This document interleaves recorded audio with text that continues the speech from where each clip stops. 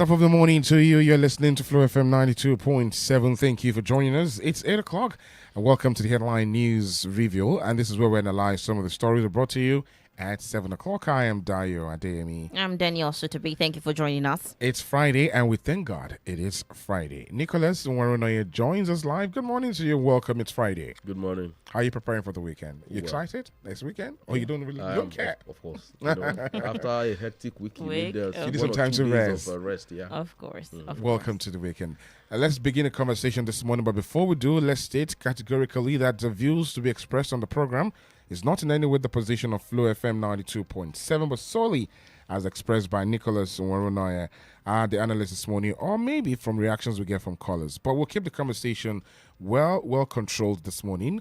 It has to be clean, it has to be concise, it has to be just, straight to the points as well, to devoid of any form of logical fallacies, and fake news here and there. Just let's address the matter and proffer solutions to some of the challenges we're faced with as a people and as a country. And also to remind you that we're streaming live on Facebook and on YouTube, and it's on Facebook at Flow FM NG and on YouTube at Flow FM 927. So you can get on either of these apps and get in on the live action in the studio right now. Let's get into the story. This is a really sad one. Yet another. Yeah, another one. A fuel tanker catches fire at Shakatu filling station in Dutse, Jigawa.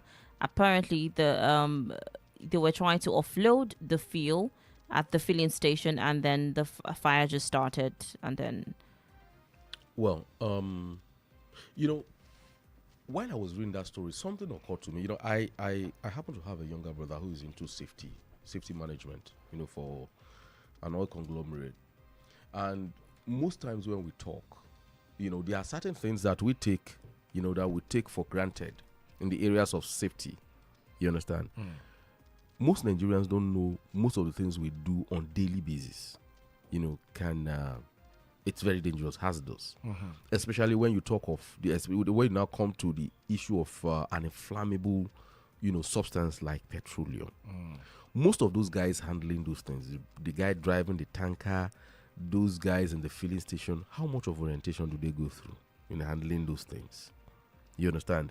Now, when they decide to give a license for a filling station, to set up, you understand, how much of standards are we talking about? Because those are some of the things that allows for resilience, that, qualifies a city or a domain as resilient when it comes to disaster. You understand? So we tend to take a lot of things for granted. We cannot continue to blame government on the one hand, but what of the privateers, the people who do private business? How professional are they in the areas of safety and hazards, managing safety and hazards? So it might interest you to know that there are so many properties of the fuel that we don't know. Like this, there was a particular incident somewhere around the airport area. When you're going towards until the fire service people came, we didn't know that the cause of that fire was that a phone was plugged near the gas. So it was that wave that created the spark that set the entire house. We are talking about 2, 3, 4, 5. An entire compound was burnt almost to ashes. Fortunately, nobody was, So it was when the fire officer came that I spoke to him. He then told me the cause of the fire, that if telephone was by the side of the gas. Yeah. So a call came in, and that was what resulted into the fire, into that conflagration. So when you have that, we kind of have a culture that instead of looking at the spirit behind the interpretation of certain religious texts, we tend to be fatalistic about it. What will happen will happen. If it is not ordained, it won't happen. Those are some of the small things that I can take away from all those, because we can't afford to, just talk about, it's very sad and things like that. Exactly. Why do this thing keep occurring? Why does it keep? So we have to look at our culture, the kind of things we do, the things we take for granted. You understand? Even at the ordinary level, and the need for proper orientation. So that is my take on that. And how do we orientate the people? Because see, Nicholas, I quite agree with you on that. Safety culture is really poor, in this part of the world. And even amongst the, elites, even some of us still, commit some of these blunders. So how do we reorientate ourselves? On whose shoulder does this responsibility lie? If we're going to go back to government, because we can't do anything without the government's intervention on some of these things. Again, government, religious organizations, religious leaders, what do they need to do? I think for now we'll leave out the religious organization, or maybe at the larger campaign level we might involve them. But you see, I think enforcement of standard, we have to do a bit of tinkering with the way we enforce standard. Is it about slapping, fines, and properly channeling licensing? You understand? Should that be the case? The answer is no. You see, vis-a-vis with pari passu with enforcement of standard should be proper orientation, proper guidance, proper advisories. If you are going to buy gas, if you are going to use cylinder, you understand, in a so compartment and things like that, when all these health workers, when they go on inspection and things like that, is it part of the things they look out for? You can incorporate it as part of the things they look out for when they do their house inspection and things like that. Those are some of the things.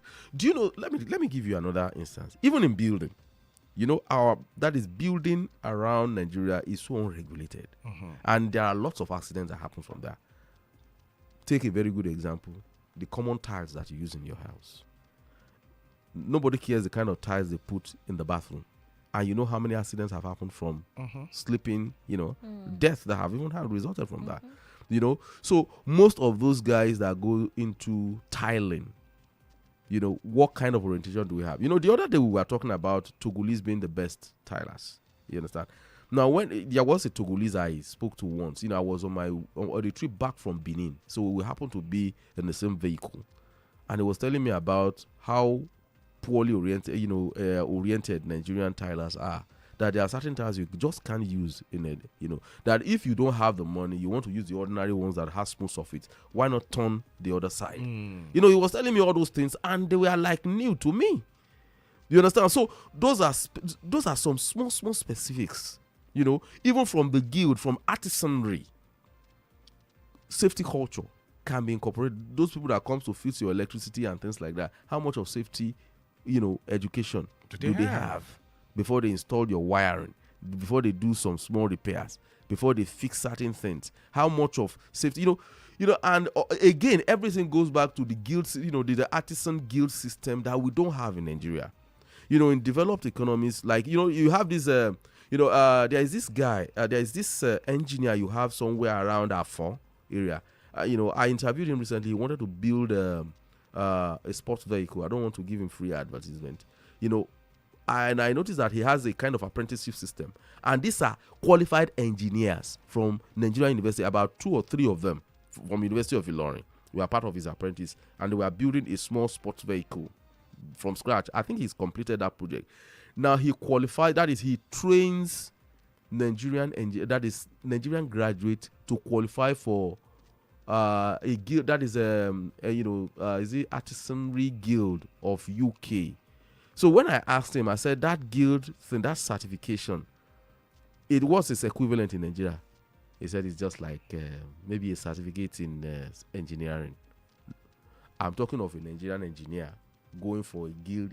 That is to tell you that it's parity, in this certification we're talking about.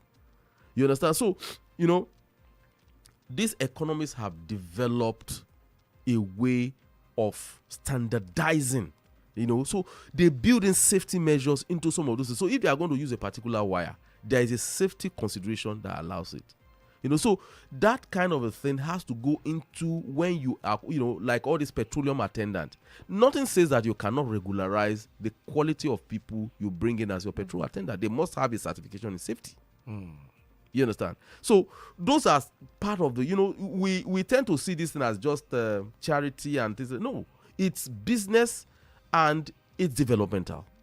And government needs to take it very serious. All right, before we just move on to another story, I think we should just reiterate to ourselves that, hey, safety first. It's Safety very, first. very important. Very, Safety very first. important. Even at home, we should be able to teach, children, words, that you should be safety conscious. You can imagine a lot of people leave their homes with appliances. You see, stories of, this Fire. building set ablaze, and then they say it's a result of this. Ton of appliances when you're stepping out of the house. You Exactly. Keep the Shouldn't be building that safe. hard. Safety first, please. Yeah. All right. Let's move on to this conversation about the governor of CBN, Adeyemi Cardoso. He stated that without the bank's policy interventions, the inflation of the country would have surged to 42.81% by December 2024.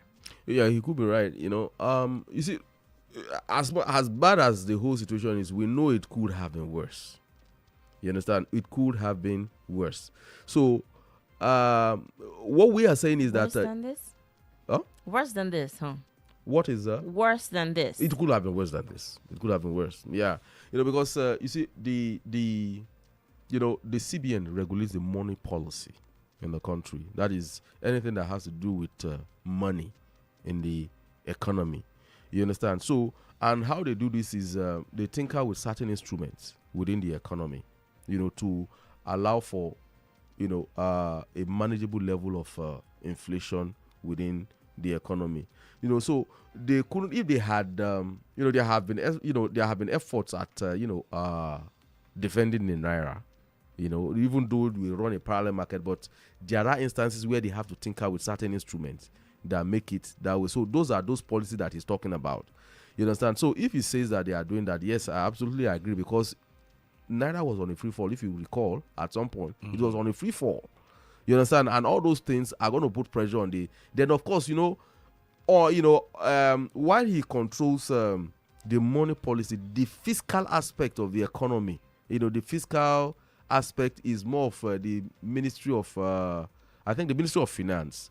The budget of it and the rest. So they control all those aspects. You understand? So sometimes if there is no, there is so much that he can do without marrying this other aspect, which are very, very important too.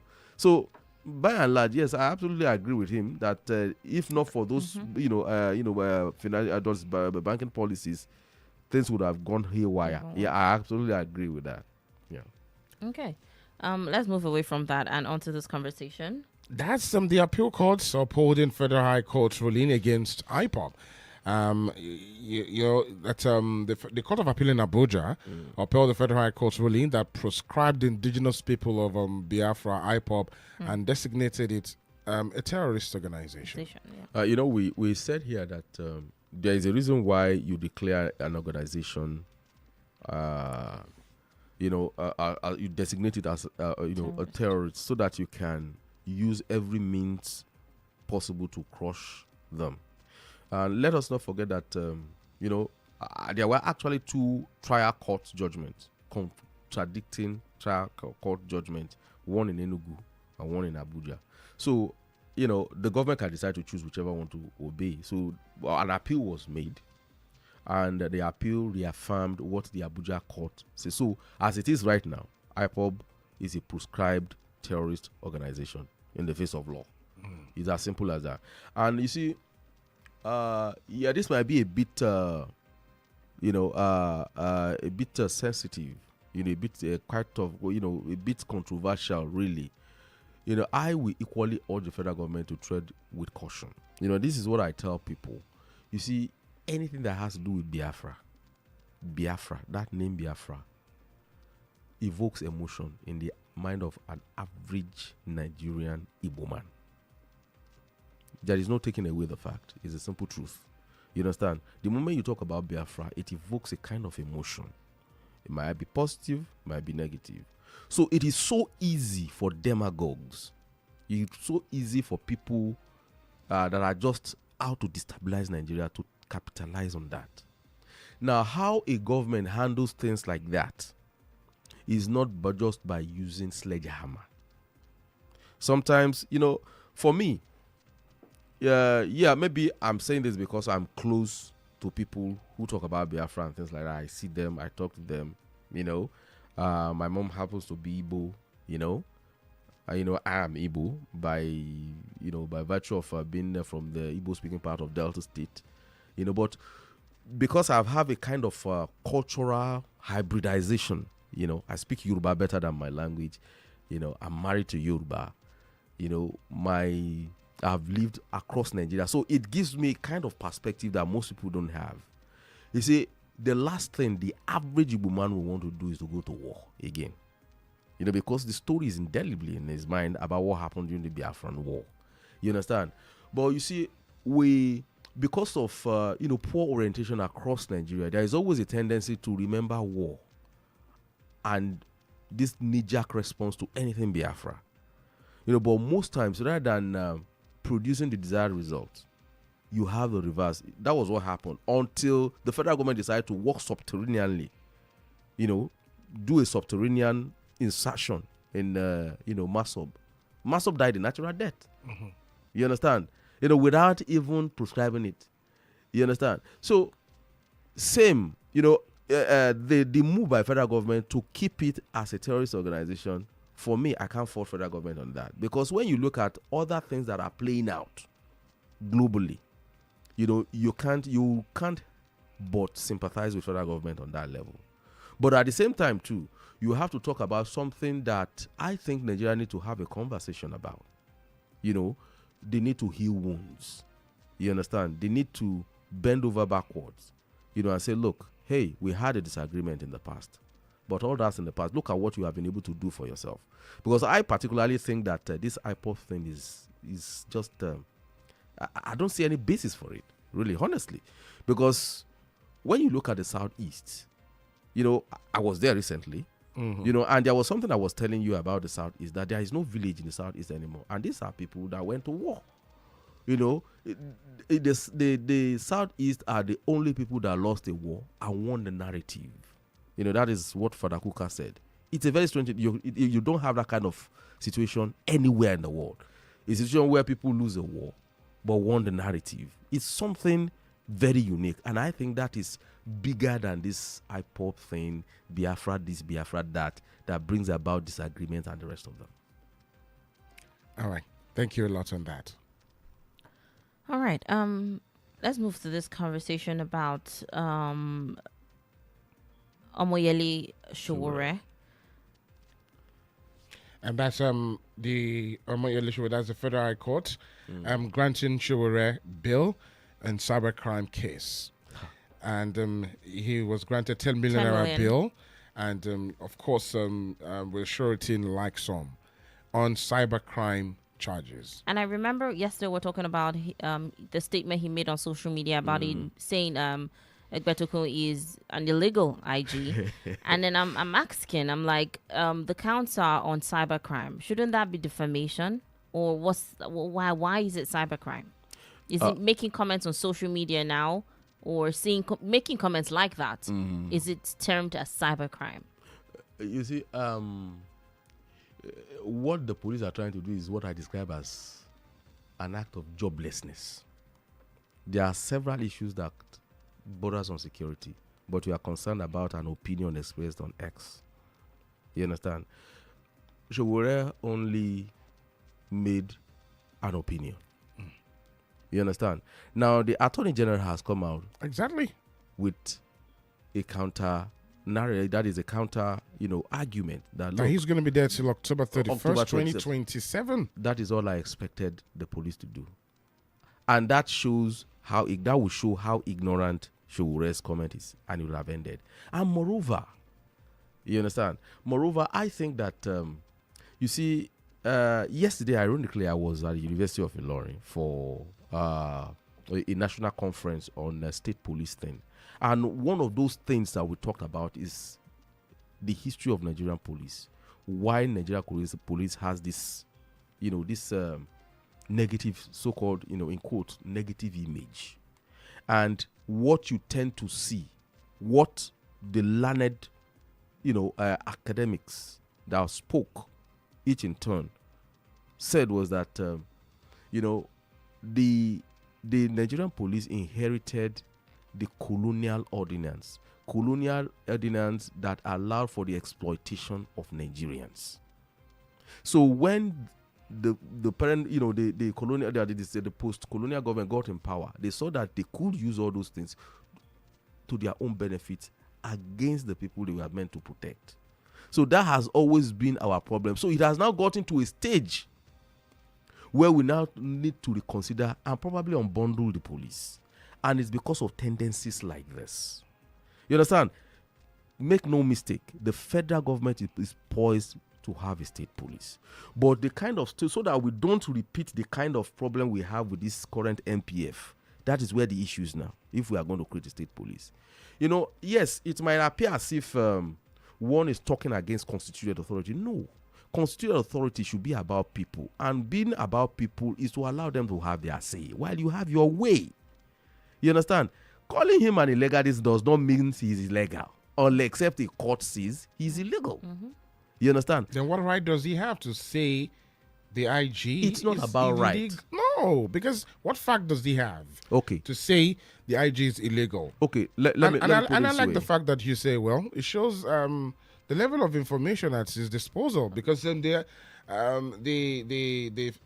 Attorney General, Minister of Justice has come out to say, well, there is an extension and of course an adjust. So it shows a lot that, well, there's an adjustment to the police. No, but what we're saying, my point is this: that same cybercrime law decriminalized the aspect the police is willing to pursue. That's what we're saying. So if you are talking about ignorance, it's on both sides. You have the case of Showore not reading up on the updates.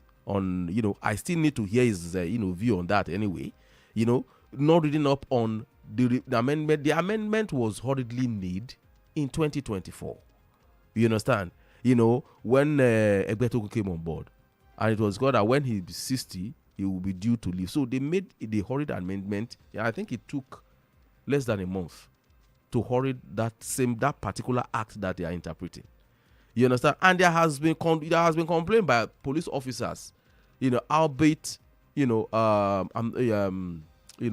mentioning their names, that it kills the career growth of police officers. You understand? So there are still controversies involved in that law, even though it's a law. You understand? So that is, philosophers in laws will tell you that yes, you can have a bad law, but it's still law. So when you have a bad law, it doesn't mean you can't talk about it. You get my point? So, but then there is an option for redress for the IG. He could go for civil litigation. He could go for that. The cybercrime law permits you to do that. So that is just my point. So we need to try and put things in proper perspective so that we don't appear dictatorial when we try to pursue our right at all costs. All right. In line with that, former Vice President Atiku Abubakar warns of threat to democracy amid growing attacks on government opponents. And I'd like to quote what he said. He expressed fears that government's actions could lead to widespread incarceration of dissenting voices, which he believes undermines the democratic process and erodes public trusts. That's what the former vice president and presidential candidates of the People's Democratic Party in the last general election made. Let me even add to that. Yesterday I was reading up on FIJ, that is the Foundation for Investigative Journalism, to assure Yombo, started a program to help journalists to fight against what you call SLAPs, strategic lawsuit against public participation. It's a kind of lawsuit that a government of your powerful individuals will slap against journalists, to not just because they think they can win, but just to keep them away from talking, because they know they can. So they started a program to help journalists on that. And there was an interesting figure, in the press release that I saw. And we are talking of a figure that since 1984 to date, about 1,800 and something journalists will have been incarcerated by government. And when you do a year by year, you have about 28. Tinubu's administration has achieved that. That is in terms of, and most of this thing happened under military rule. So it's in sync with what Atiku is saying. That if within a year, this government, not a military government, a democratic government, so-called democratic government, has incarcerated up to 28 journalists within 1 year. So you can see that what Atiku is saying is equally true. That the democratic space is shrinking and something has to be done. I'm speaking as a journalist. You see, I used to have unfettered, when you're doing investigative reporting, you used to be free. But these days, my brother, you have to check virtually everything. In fact, even where you are sure, you understand, there has been cases where you are sure, that is, the cases are there. You still have suits slapped on you, asking you to track this. Then you have your, the lawyers talking to them. You have a background deal and the rest of them. Okay, let's give him a one-page interview so that he can say his own side and things like that. All these things cost money. It's a deliberate thing. All right. Before we conclude this morning, let's take this. From South Africa. Yeah, we had this conversation yesterday. Yeah. And, let's just hope that things can be curtailed. South Africa, Rwanda trade accusations over peacekeepers' deaths in DR Congo. Diplomatic tensions between South Africa and Rwanda have worsened after South African President Cyril Ramaphosa accused Rwanda-backed M23 rebel group of killing South African peacekeepers in eastern DR Congo. And I'd like to quote what he said. He said, any further attack on South African troops will be regarded as a declaration of war. Whoa. And then the Rwandan president has denied the allegations and is claiming that South Africa was part of a belligerent force helping the Congolese government. This is how I'm going to respond to that. I'm sure we have all seen the map of Africa. Oh, yes, please. Yeah. Rwanda is poised on the eastern horn, right? Mm-hmm. South Africa is south. There. Mm-hmm. Congo is somewhere around the middle, thereabout. The first question is, the distance is so massive. So what could bring a convergence in Congo? Congo is close to Rwanda. You understand? So what could bring a convergence? That is the first question I asked myself. And, what is the war in Congo about? It's about mineral resources. Cobalt, diamond, lithium, so many. You understand? So in fact, copper and cobalt is huge. It's another very big. And you recall that South Africa's biggest mainstay is mining. You understand? Then there are some conglomerates within Angola, foreign interest in Angola, that move from Angola the moment there is a little bit of peace and set up in Congo. Those people had a problem with South Africa. You understand? I don't want to mention the name of the European, the foreign distant involved, because I don't want to be accused of any kind of racism or things like that. So you see, when you look deep down, what is happening is that, when that interest moved into Congo, you understand, they provided Kabila with a lot of arms against Rwanda. That's Joseph Kabila? Joseph Kabila, the late Joseph Kabila. All right. You understand? So, they armed him with, I think, is it $20 million or is it 20 billion? I can't remember, but it's in the 20s, kind of. 20, the figure is 20, either in billion or to arm the military against Rwanda forces. You understand? So there has always been that ding-dong. That's why you see, so South Africa moving in, is not being truthful, about the real intention there. Because what Rwanda is saying is that South Africa displaced the real peacekeepers in Congo. Now, there is something going on in The Hague, this allegation that South Africa has against Israel. That is still part of it. So it's a very big, I don't know, we don't have time. I would have explained some of this because, you see, it's far, far bigger than what we are seeing. And that is the reason why I said that Nigeria is doing that is doubling down on tendencies of terrorism, because you see extraneous,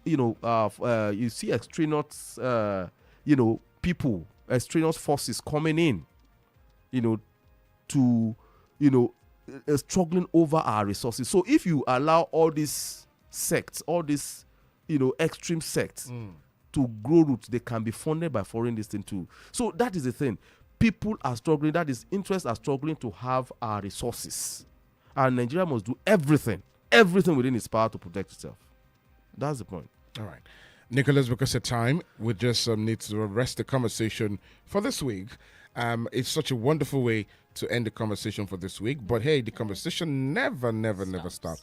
We'll continue with Have Your Say at 10 o'clock.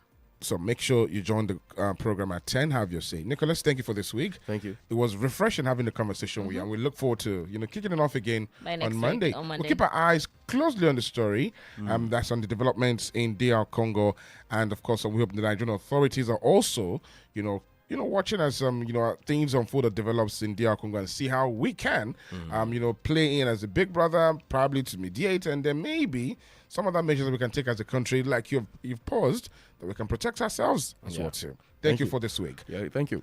We're back again on Monday, God willing, 8 to 8:30. I am Adeyemi. And I'm Danielle.